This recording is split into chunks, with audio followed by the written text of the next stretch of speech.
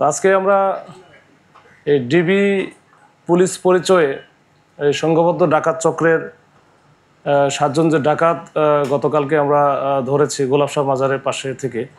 তো এইটা নিয়ে আমরা একটা ব্রিফিং করব। এই ব্রিফিংয়ে আপনারা জানেন এখানে উপস্থিত আছেন যে এসি মিডিয়া তারিক লতিফ, আমার বাম পাশে আছেন ওসি শাহবাগ।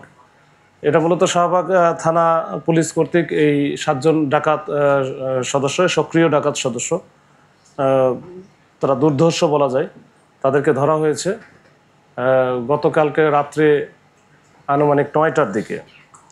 তো এই ডাকাত চক্র তারা আসলে আমরা বেশ কিছুদিন যাবত দেখবেন যে গত 4-5 মাসে ধানমন্ডি, হাজারীবাগ, রমনা, শাহবাগ, কলাবাগান এই এলাকায় বেশ কিছু ডাকাত চক্র আমরা ধরেছি।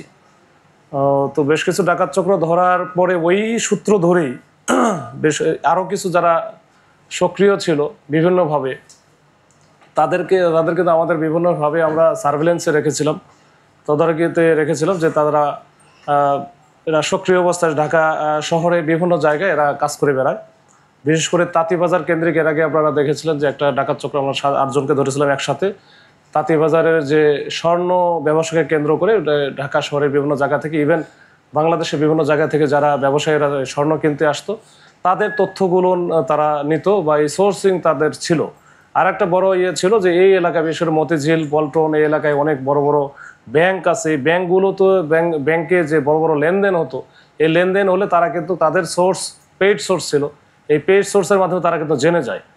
তো এই ঘটনার প্রেক্ষিতে তারা অনেকগুলো ঘটনা ঘটায় এবং আমরা বেশ কিছু প্রায় গত 4-5 মাসে প্রায় 70-এর উপরে একবার সক্রিয় ডাকাত সদস্য যারা রেগুলার কাজ করতো তাদেরকে কিন্তু ধরেছি।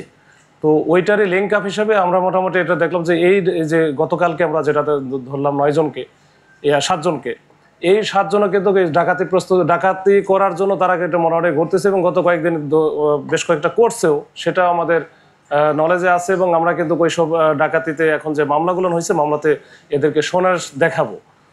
তো এরা যে এই যে বিভিন্ন সময়ে বিভিন্নভাবে, বিশেষ করে এদের হচ্ছে একজন আছে মোহাম্মদ দিন ইসলাম ওরফে কাউসার আহমেদ, এর নামে মামলায় ডাকাতির মামলায় আছে প্রায় 10 থেকে 12টা শুধুমাত্র ডাকাতি মামলা। এবং তার ওইখানে ডাকাতি করার জন্য মানে পুলিশ পরিচয় বা ডিবি আইন শৃঙ্খলা বাহিনীর সদস্য পরিচয়ে ডাকাতি করার জন্য যা যা লাগে, আমরা যেমন একটা ফুল প্যাকেজ, যখন আমরা একটা অপারেশনে যাই তখন আমাদের একটা গাড়ি থাকে, সিভিল গাড়ি মানে মাইক্রো থাকে, সাথে দেখা গেলো যে হ্যান্ডকাপ থাকে, ওয়াকি টকি সেট থাকে, তারপরে পিস্তল থাকে, পুলিশের হচ্ছে আমার যে এই যে জ্যাকেট পরা, যেটা যে ডিবির যেমন আমাদের জ্যাকেট আছে, জ্যাকেটগুলো থাকে, তারপরে আইডি কার্ড, এরা সব কিন্তু তাদের কাছে আছে এবং একেবারে প্যাকেজ। এবং যেটা একবার সবার সামনে দেখা গেলো যে আপনারা একটা জনবহুল একটা জায়গায় তার যে টার্গেট ছিল, তার টার্গেট যখন চলে আসে বা তার টার্গেটকে পায়, তখন কিন্তু ওই যে ডিবির জ্যাকেট পরে যখন পিস্তল সহ হ্যান্ডকাপ সহ যখন জনবহুল জায়গায় তারা ওই টার্গেট ব্যক্তিকে উঠায় নেয় বা নিতে চায়, তখন কিন্তু তারা প্রথমেই বলে যে আমার হচ্ছে মামলার আসামি অথবা ওয়ারেন্টের আসামি, এটা হচ্ছে দুর্ধর্ষ ডাকাত তমক এই বলে কিন্তু লোকজনের সামনেই কিন্তু তাকে উঠে নিয়ে যায়। সাধারণ লোকজন মনে করে যে এটা তো পুলিশের বা আইন শৃঙ্খলা বাহিনীর সদস্য বা র্যাবের পরিচয় দেয়। তো এই ক্ষেত্রে কিন্তু আসলে কেউ কিছু বলেও না, করারও কিছু নাই, তো সুন্দর করে নিয়ে যায়। এই নিয়ে যাওয়ার পরে তার কাছে যা থাকে এটা তো নাই। অনেক সময় দেখা গেলো যে তাদের ব্যাংকের যে অ্যাকাউন্টগুলো আছে ওটা বিকাশের মাধ্যমে, অ্যাকাউন্ট থেকে ওই যে এটিএম কার্ডের মাধ্যমে তারা কিন্তু তাদের কাছ থেকে সর্বস্ব নিয়ে তারপরে নির্জন স্থানে বা একটু দূরে কোথাও, বেশ করে যে কাশপুর ব্রিজ এলাকায় বা ওই 300 ফিটের এলাকায়, এসব জায়গায় বেশি, আর ওইসব জায়গায় একটু নিরিবিলি থাকে, ওইসব জায়গায় ফেলে দিয়ে চলে যায়। তো এই ঘটনায় কিন্তু ঘটায় এই যে এখন যেটা ধরছে তারা প্রত্যেকের নামে কিন্তু প্রচুর মামলা আছে এবং এর আগে বেশ কয়েকবার ধরাও খাইছে, বারবার ধরা খাচ্ছে। এরপরে এদের কাছে যেহেতু টাকা পয়সা প্রচুর থাকে, এরা কিন্তু আবার জামিনে বের হয়ে এসে আবার ওই একই ঘটনা ঘটাচ্ছে। তো যাই হোক, এখন আমরা এদেরকে এই 7 জন যেটা আছে 7 জনকে আমরা ডাকাতি প্রস্তুতিকালে ধরেছি। এর সাথে অন্যান্য আরও বেশ কিছু ছিল, তাদেরকে আমরা কিছু পালায়ে গেছে কৌশলে, আর আরও যারা আছে এরাও আমাদের সার্ভেলেন্সে আছে। আমরা আমাদের যে তথ্য প্রযুক্তি বা অন্যান্য যে কৌশল আছে, কৌশল প্রয়োগ করে তাদেরকে আমরা ধরবো, যেন এই ঢাকা শহরের আইন শৃঙ্খলা পরিস্থিতি ভালো থাকে। তখন এরা যদি বাইরে থাকে তাহলে এই প্রতিদিন কোনো না কোনো ঘটনাটা ঘটাবেই, এবং এরা ওইটার জন্যই মোটামুটি খুবই পটু যে কিভাবে কি করতে হয়। এবং এদের সাথে আইন শৃঙ্খলা বাহিনীর আমরা দেখেছি যারা সাবেক সদস্য তারাও কিন্তু এর সাথে জড়িত আছে। তো এগুলো এর আগেও আমরা ধরেছি বেশ কয়েকজন। গতকালকে যখন আমরা ধরার আগে সেও কৌশলে পালায়া যায়, তো আমাদের সার্ভেলেন্সে আছে, আমরা এটা ধরে ফেলবো ইনশাল্লাহ। এই হচ্ছে এটা মোটামুটি জানার জন্য যে মানুষ যেন যখনই যে আইন শৃঙ্খলা বাহিনী পরিচয়ে কাউকে উঠে নিচ্ছে, তো সাধারণ জনগণ থেকে শুরু করে যে যাকে উঠে নিচ্ছে সবাই যেন একটু সচেতন থাকে যে আসলে এটা হচ্ছে অরিজিনাল ডিবি পুলিশ বা অরিজিনাল র্যাব এটা কিনা, এটা একটু আশেপাশে সবাই যদি একটু দেখে যে হ্যাঁ আপনারা যে আসছেন আসলে আপনারা কারা, তো এইটা একটু সচেতন হওয়া জরুরি। তাহলে আমরা আস্তে আস্তে আসলে অনেক ক্ষতির শিকার হব বা আমরা ভিক্টিমাইজড হয়ে যাব, এটাই আর কি। আপনি তো বেশ কয়েকটি সংঘবদ্ধ ডাকাত চক্রকে আপনারা ধরেছেন, আপনি বললেন যে এটার সাথে সাবেক আইন শৃঙ্খলা বাহিনীর তেমন একটু জড়িত থাকে, এর মধ্যেই কোনো রিপোর্ট আপনারা করেছেন কিনা যে কতজন এই সংখ্যাটা আপনার কাছে আছে, কতজন যারা আছে যারা রাজধানীতে আসলে ওই সংখ্যাটা তো স্পেসিফিক বলা মুশকিল। তো অনেকেই আমরা যে ইতিপূর্বে যেগুলো ধরছি তার মধ্যেও ছিল, এই ঘটনা যেটা ধরলাম এখানেও আছে। তো তারা হয়তো বিভিন্ন সময়ে চাকরিচ্যুত আর কি, চাকরিচ্যুত বা চাকরি থেকে চলে গেছে, চাকরিচ্যুতই বেশি।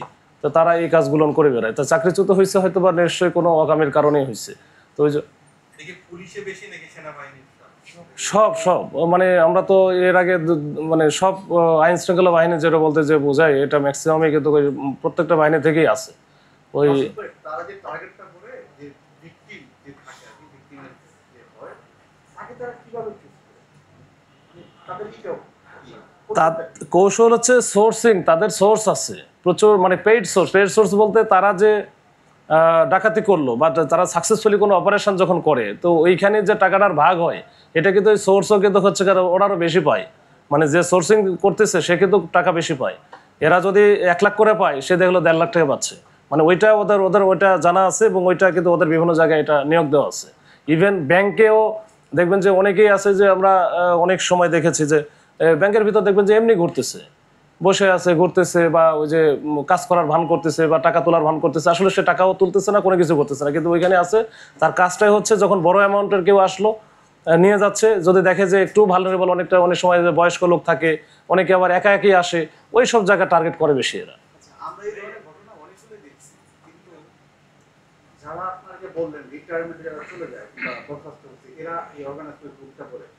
প্রশ্ন হচ্ছে এই যে এইভাবে ডিবি হোক র্যাব হোক, তারা গাড়ি ইউজ করে, ইউনিফর্ম ইউজ করতেছে, তারা ঢাকা শহর থেকে সারা বাংলাদেশের রাস্তাঘাটে তারা ঘুরে বেড়াচ্ছে, এটা কিভাবে সম্ভব? রানিং কোনো অফিসারের সাথে লিয়াজো ছাড়া? না, রানিং অফিসারদের সাথে লিয়াজো ওই রকম নাই। এরা তো মানে ওরা হয়েছে কি, এরা সব ক্ষেত্রে যে আইন শৃঙ্খলা বাহিনীর সাবেক সদস্য থাকবে না, এটা অনেক সময় যেমন এদের মধ্যে যে দিন ইসলাম ওরফে কাউসার আহমেদ আছে, ওর হচ্ছে পুলিশের আইডিয়াটা বানায় নিচ্ছে, সে হচ্ছে ইন্সপেক্টর। তার বিপি নাম্বার থেকে শুরু করে সুন্দর করে একেবারে ওটা দেখলে বোঝাও যাবে না। সে মোটামুটি এর আগে বেশ কয়েকবার ধরাও খাইছে। তার নামে ডাকাতি মামলায় আছে 10টা। এটা আমরা শুধু আমাদের সিডিএমএসে সার্চ দিয়ে পাইছি, তার মানে এর বাইরে অনেক আরো কিছু থাকতে পারে। তো এরা কিন্তু একেবারে চেহারা সুন্দর, লম্বা টম্বা আছে, মানে দেখলে বোঝা যাবে না যে সে হচ্ছে পুলিশ বা অন্য কেউ না, মনে হবে যে আইন শৃঙ্খলা বাহিনীর সদস্য হতে পারে।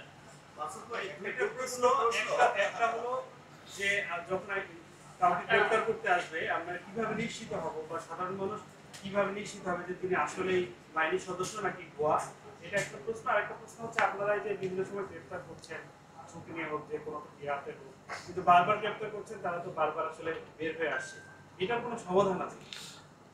এখন 2 নম্বর প্রশ্নের ব্যাপারে বলে যে এটার সমাধান বলতে জামিন তো আসলে কোর্ট দেবে, আর জামিন পাওয়ার অধিকার আসলে সবারই আছে, এটা নিয়ে আমাদের বলার সুযোগ নাই। আর 1 নম্বর প্রশ্ন যেটা বললেন, এটা আসলে বুঝবো কিভাবে, এটা আসলে বোঝাটা মুশকিল। মানে এটা আমার ক্ষেত্রেও হতে পারে, আমি সিভিলে যাচ্ছি, আমার কাছে আসা হুট করে আসা বলবে যে আপনার ওয়ারেন্ট আছে, অমুক আছে, তোমার কাছে। এখন সাধারণ লোকজনও তো বোঝে না এটা। আশেপাশে যারা থাকে তারা যদি একটু প্রোটেস্ট করে, ঠিক আছে ভাই দেখি আপনি আইন শৃঙ্খলা বাহিনীর সদস্য, র্যাবের সদস্য, ডিবির সদস্য, আপনার একটু ইয়েটা দেখেন কোন জায়গা থেকে আসছেন, বা সবাই যদি জনবহুল এলাকা যেটা, আর যদি একটু নিরিবিলি এলাকা থেকে তুলে নিয়ে গেলে তো আসলে কিছু করার থাকে না।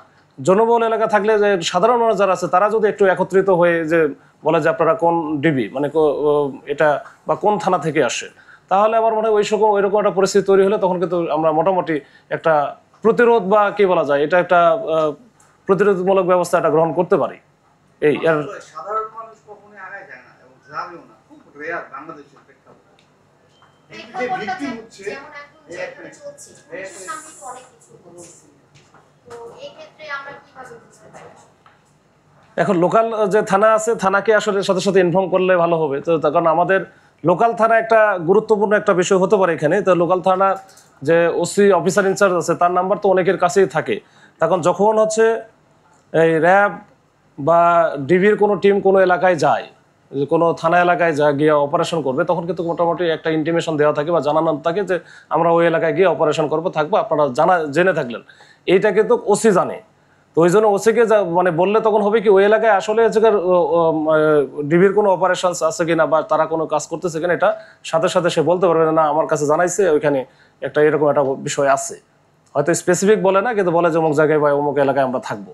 তো এইটা অতীতে আমরা দেখেছি যে ভুয়া র্যাব, ভুয়া টিভি বা ভুয়া আইনশৃঙ্খলা বাহিনী এদেরকে শনাক্তের জন্য কিছু হলেও পদক্ষেপ নেওয়া হয়েছিল, যে বিশেষ করে কি যেন হ্যাঁ, তো আপনারা এরকম কিছু নিচ্ছেন কিনা? আর এই যে আপনার ফাঁসি চলে আসবে, অপরাধীদের কাছে অনেক টাকা থাকে, আর টাকা থাকার কারণেই তারা জামিন দিয়ে বের করে আসে। আমরা ইতিমধ্যে দেখেছি যে 2 ডজন মামলার আসামি খুন করা বের হয়ে আবার খুন করছে। তো আপনি বললেন যে এটা মামলা বা আদালতে এই বিষয়টা যদি দীর্ঘ সময় এরকম চলতে থাকে তাহলে তো আর চোর পুলিশ খেলা হতেছে।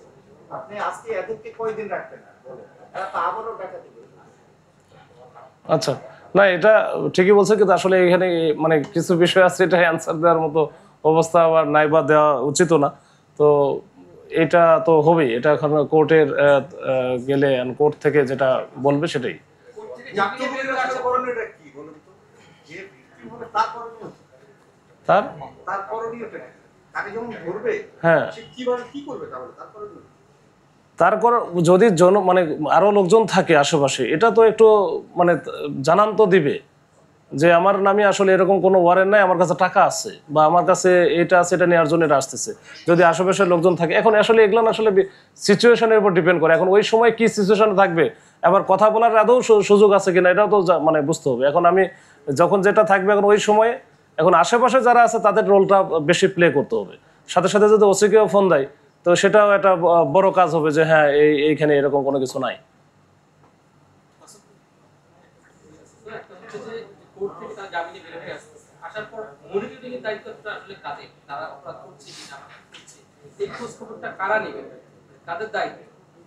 না, মনিটরিং তো আমরা যে প্রশ্ন হচ্ছে যে এরা যে সরঞ্জামগুলো পাচ্ছে, ওয়াকিটকি পাচ্ছে বা কোটি পাচ্ছে, অন্য যে ড্রেস আপ আছে জিবি, এগুলো পাচ্ছে, এগুলো কোথায় পাচ্ছে? সেই জায়গাগুলোতে আপনারা নোট দিচ্ছেন কিনা বা এগুলো রেস্ট্রিক্টেড করে দিচ্ছেন কিনা, সেটা এগুলো হচ্ছে আসলে পাচ্ছে, এগুলো অ্যাভেলেবেল আছে, এটা বানায় নেওয়া যায়।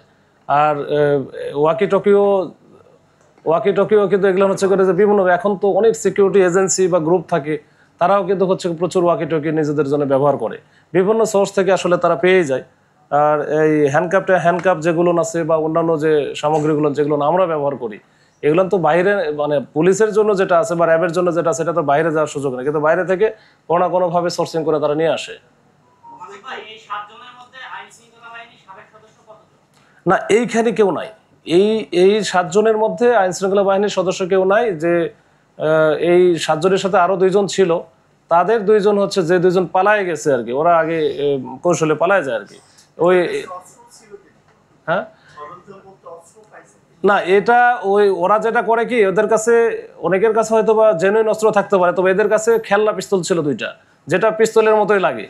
এখন মানে আমরা যাদেরকে ধরতেছি তারা তো ওই যখন ডিবির জ্যাকেট পরে থাকবো, আমার কাছে ওয়াকি টকি আছে, আমার কাছে হ্যান্ডকাপ আছে, তখন ওই যে ওর এক্সপ্যান্ডেবল যে লাঠি যেটা ব্যবহার করি আমরা অনেক সময়, লেজারটা ব্যবহার করি, আর এর সাথে ওই যে ওই পিস্তলটা যখন খেলনা হোক আর যেটা, এটা তার টেস্ট করার সুযোগ নাই, তখন এটা মনে করে যে একবারে অরিজিনালি। এটাই হচ্ছে সমস্যা।